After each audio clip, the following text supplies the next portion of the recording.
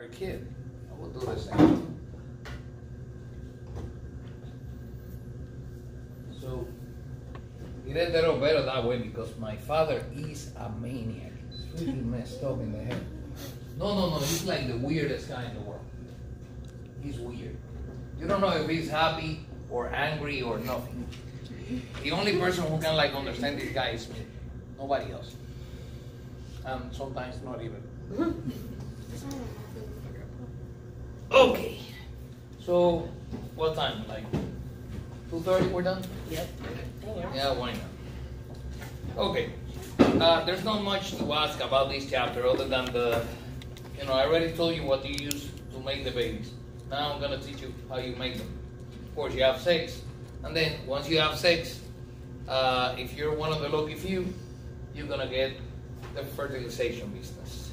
Now, the fertilization happens when you're ovulating, of course. If you're not ovulating, there's not going to be fertilization, right?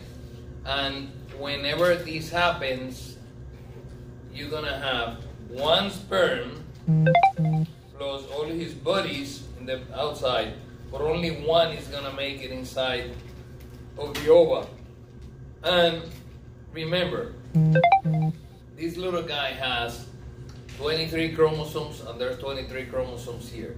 They meet and they fuse and they make the first human cell, which is going to be the zygote.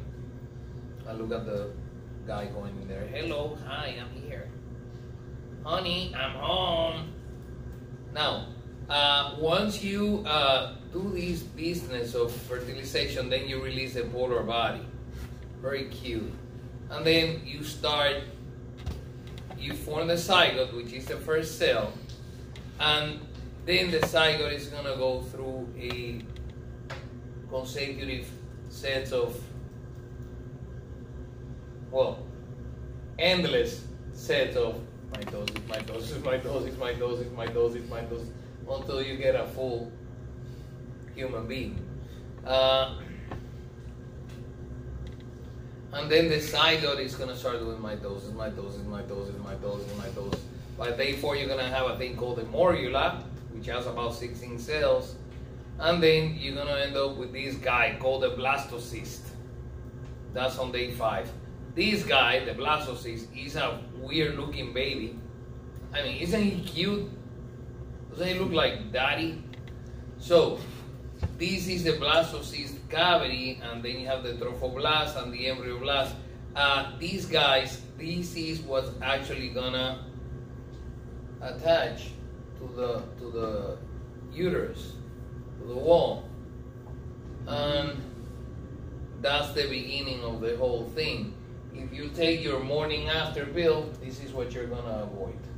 Very effective. Remember, you have to take it within 72 hours. Okay? Oh, but I practice abstinence. Sure. So did my mom and dad. So the implantation usually occurs either in the posterior portion of the fundus or on the body of the uterus. So that's where it has to happen. But I mentioned before that in some cases it's gonna go down here, and that is a problem. And if the baby falls all the way down here, the blastocyst falls all the way down here, that's the end of the world. That woman cannot not even drink water. She has to have everything done to her. She has to be bed rest the whole 40 weeks of the pregnancy. And you cannot do any single test on this woman, nothing, because anything you do might mess up the baby. Is that possible to move her from that place to another place and plant it, No, there's no moving it. Once it's implanted, there's no moving it. And when the implantation happens somewhere else that is not the uterus, that's the ectopic pregnancy we talked about. Yeah. And look how the thing is going to make a little cave inside the epithelium of the uterus, of the endometrium, and it's going to start forming the cavity. Now, I like this graphic a lot. You got the ovulation here. Look, this guy looks like one of those. Oh, I know what it looks like. You remember that movie Finding Nemo? You remember the monster, the Anglefish? The anglefish. I love the anglefish. Angler. Yeah, the angler. That looks like Mike from Monsters Inc. Yeah, that too.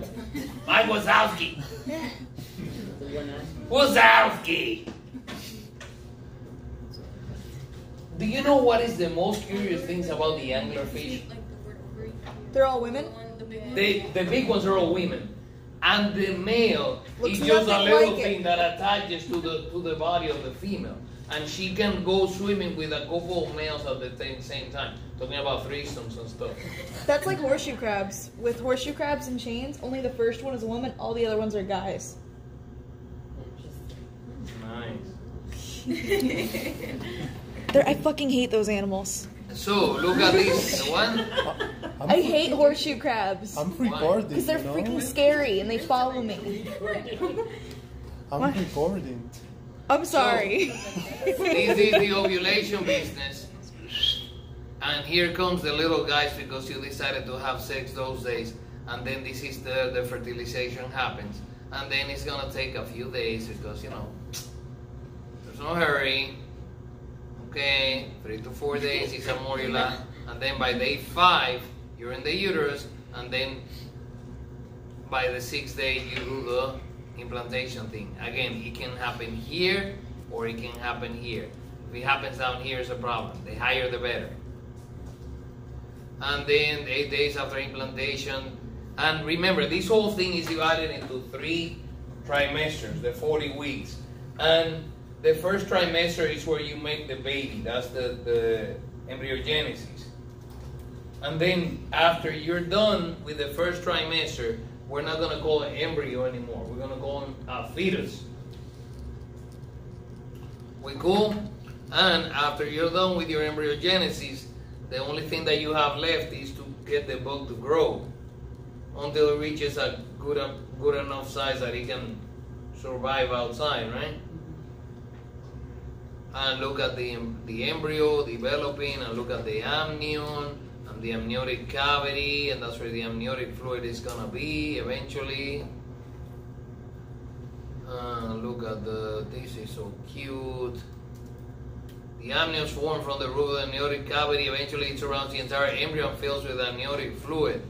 And you're gonna have issues with the amniotic fluid, my friends. You're gonna have patients with oligohydramnios. Oligo means not enough, or you know, a small amount. Or you can have a patient with polyhydramnios. I remember, you know, I went to these. I did all my rotations at these really fucked up hospital. Because, you know, it was a public hospital in the Dominican Republic. The whole thing was falling apart all the time. The day of the earthquake, the Haiti earthquake, the elevator stopped working.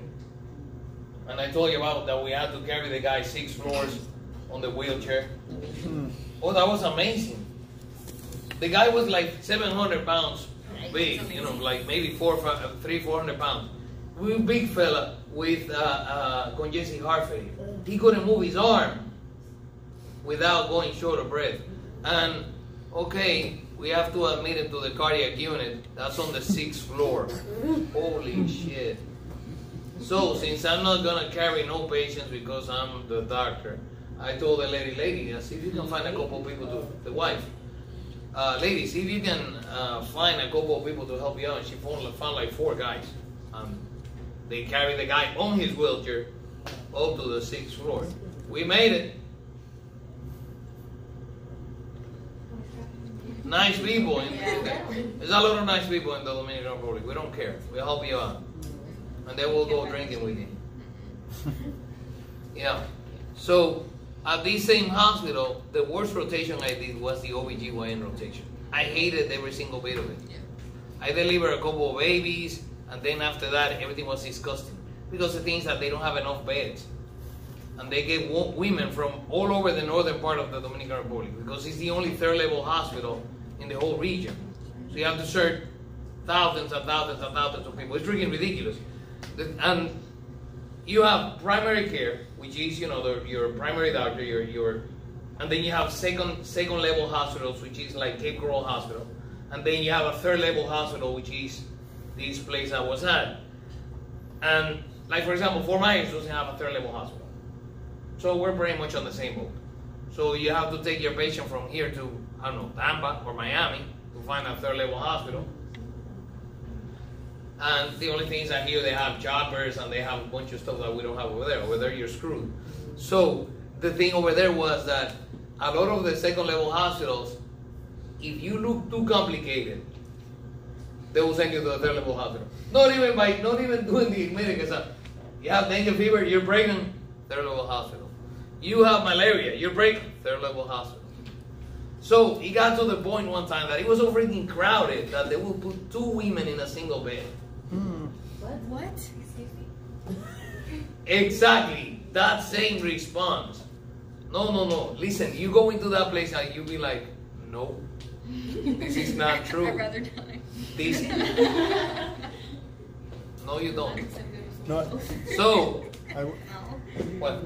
I went in Peru to a hospital just to have some vaccine because I wanted to go to the Amazonas and that kind of Yeah. crazy stuff. And I went to the hospital and I said, I'm gonna go to the bathroom first just to be, in the bathroom was this pool of blood in the bathroom.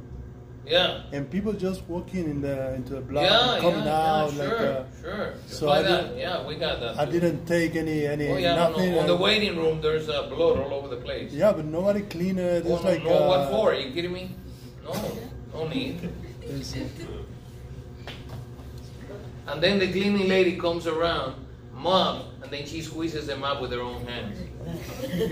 And she has the thing to squeeze them up, but she'd rather do it with her hands. It's better. Usually. Okay. Right. You know that I went to Walmart and got myself one bucket with a squeezer thing? Because it reminds me of my days at Pizza Hut. I love that thing. It's the best mop in the world. Every single wife I had hates it because they're heavy, but they work. It's the best mop in the world. Now, there was this girl. I was going to tell you about the girl. You hear a lot of fucked up stories. That's why I've been telling you since day one that you have to keep a straight face because everything you hear in the medical field is fucked up. This girl went on vacation to visit her auntie at some other region, some other town. And the uncle started playing around with her and got her pregnant.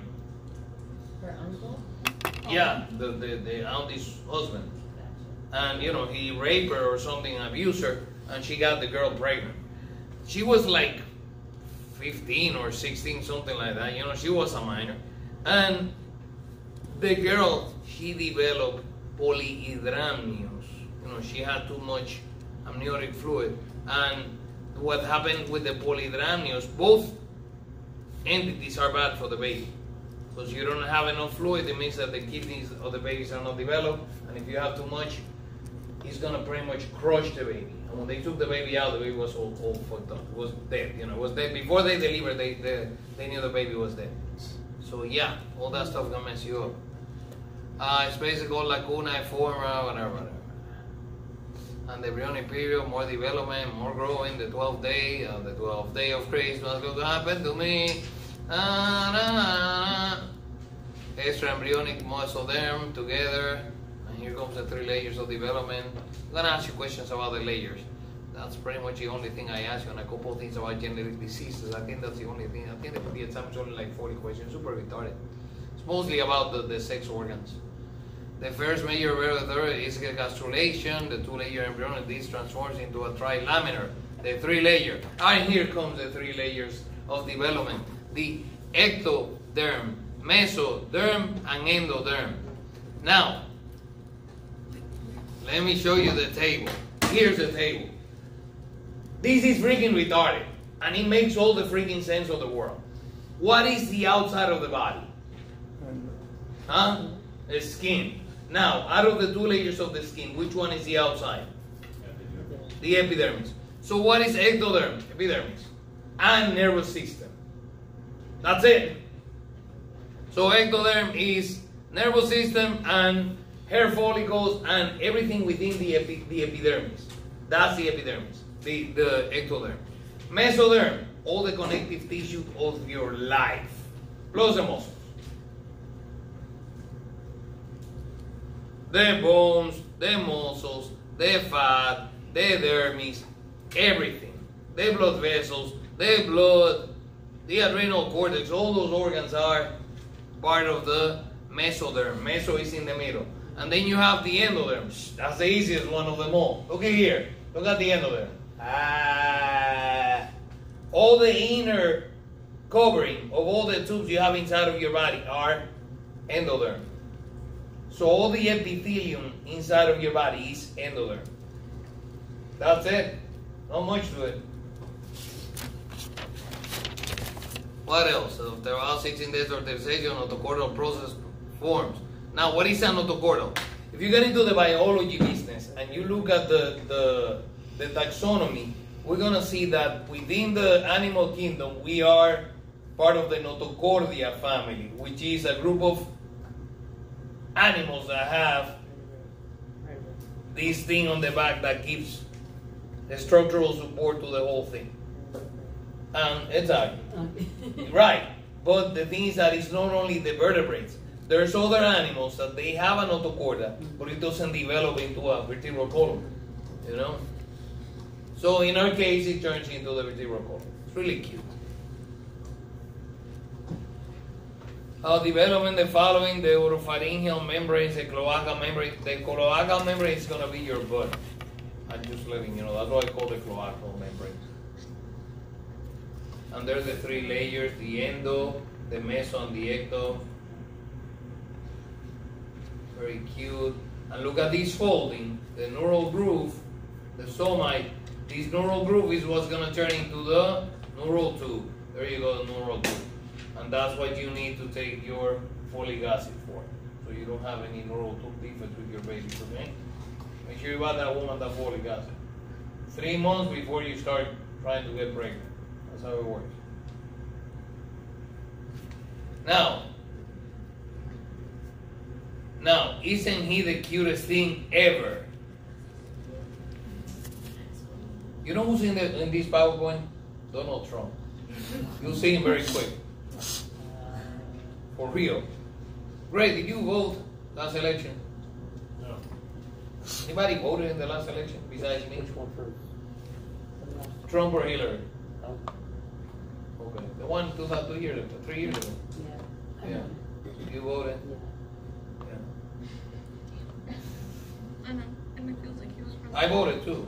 like You know, just started. that was one of the problems with this country, that very few people actually vote. Okay, but the thing is, who are you going to vote for? They're all the same. Bunch of crooks.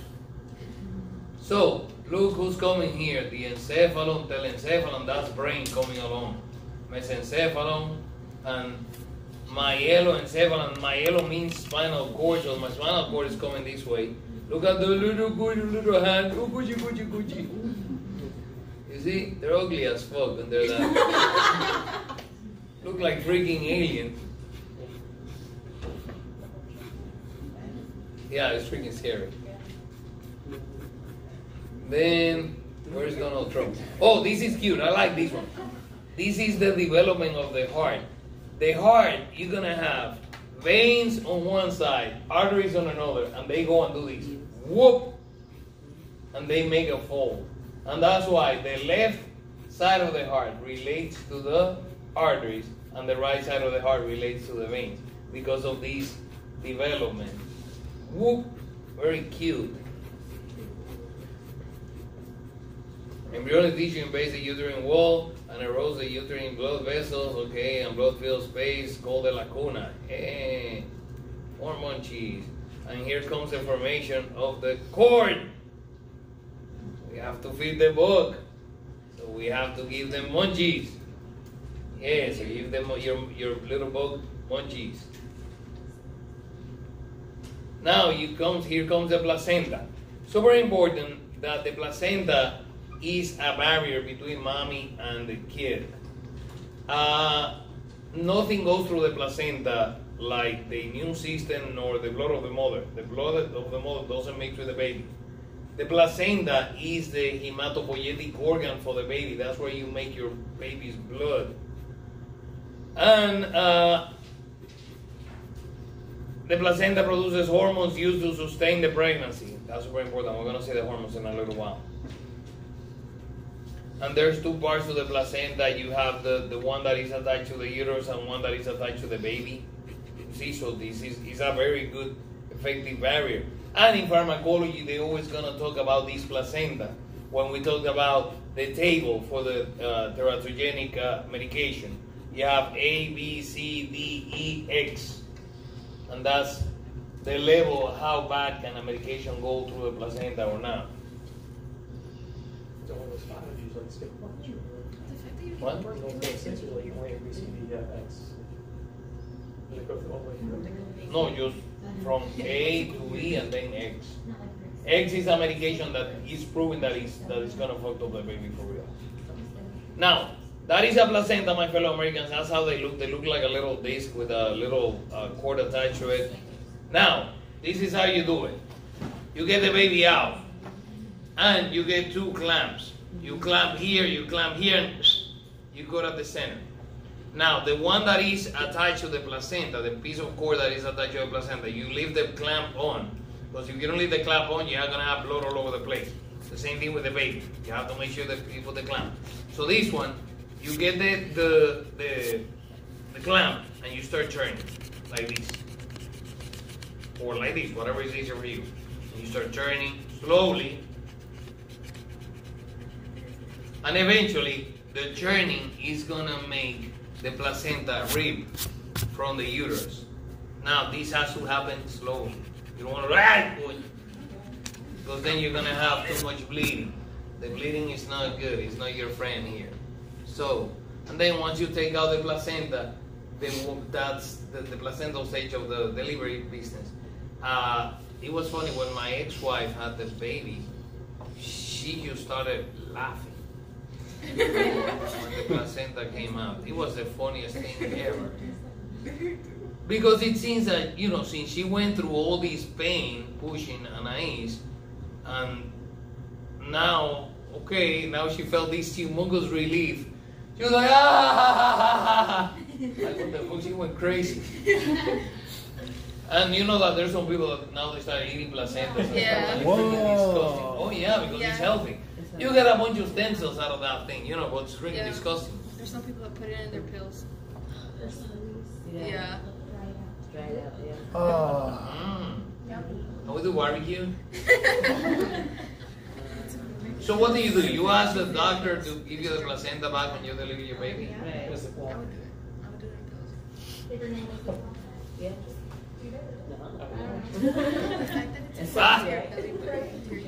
Alrighty, so on we go. Now, during this embryogenesis business is where you have your organs develop. So, look at the primitive gut, that's what your intestine is going to look like. Then you have folds, and here more folding, that's a midgut, that's what the more intestine stuff. This, isn't he the cutest thing ever? What do you think is gonna come out of here? The otic placode. The ears, exactly. And then look at the lens placode of the eye. And then from these pharyngeal arches or branchial arches you're gonna get pretty much all this stuff made. Plus part of the ear is gonna come out of there. And the adenohypophysis is gonna come out of one of those guys. Oh. From the pharyngeal. Yep. And that's how they look like. We're getting places. Look how cute. Gucci.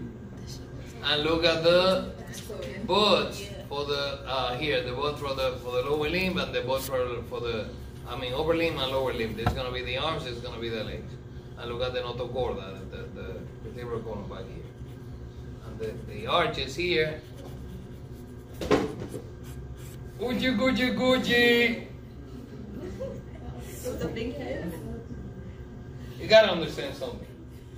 During like the first part of the first trimester, every single one of the creatures looks the same.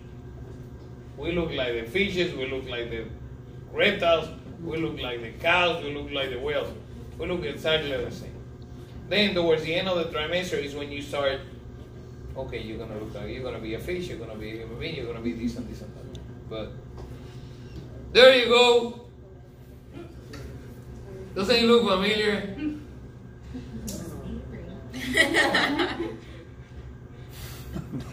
His face. Well, doesn't he remind you of somebody who lives at the White House? 1600 Pennsylvania Avenue. Look at him. Look at the big hair here. And look at the face. Always angry. That was good. Never seen that guy smile. That was good. Then Donald, your wife's hot. Yes, she is.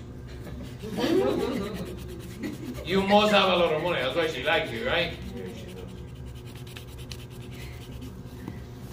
does. And then the upper limb and the lower limb, and you have the umbilical cord here. And look how it goes. The 10 weeks, 13 weeks, and 26 weeks. Yeah, by this time, it's fully formed. That's why here in the United States, they don't do abortions past 20 weeks because the baby's already formed.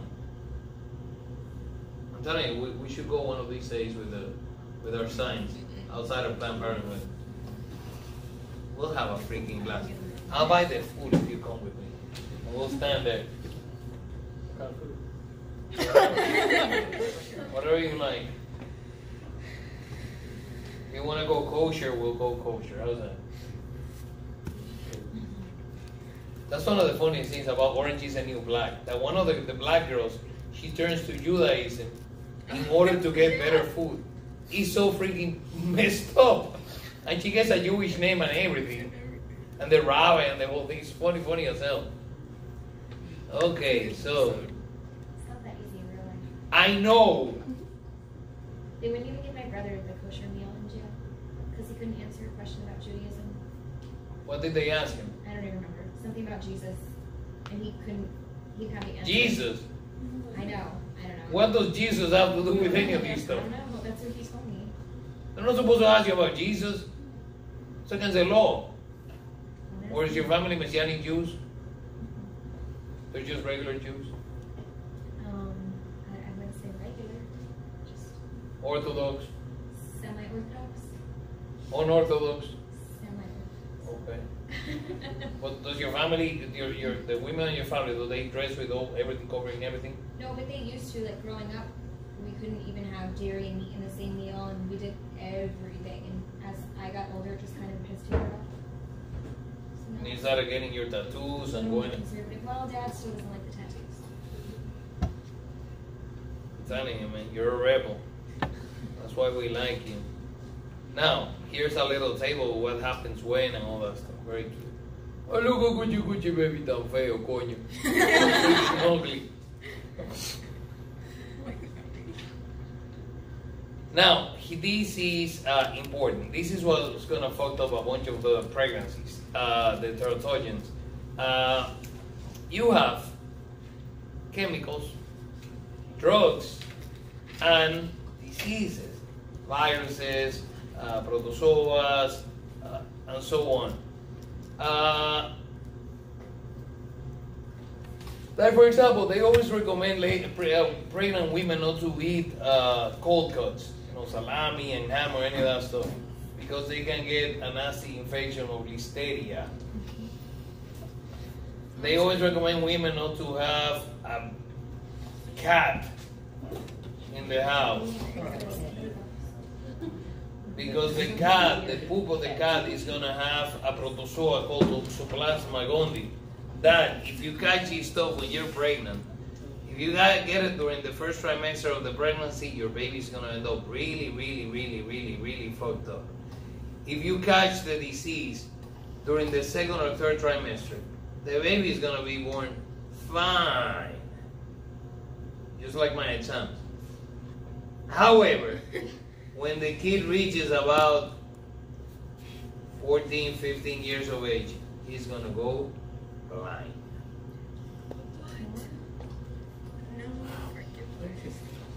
The toxoplasma has also emerged as a disease that affects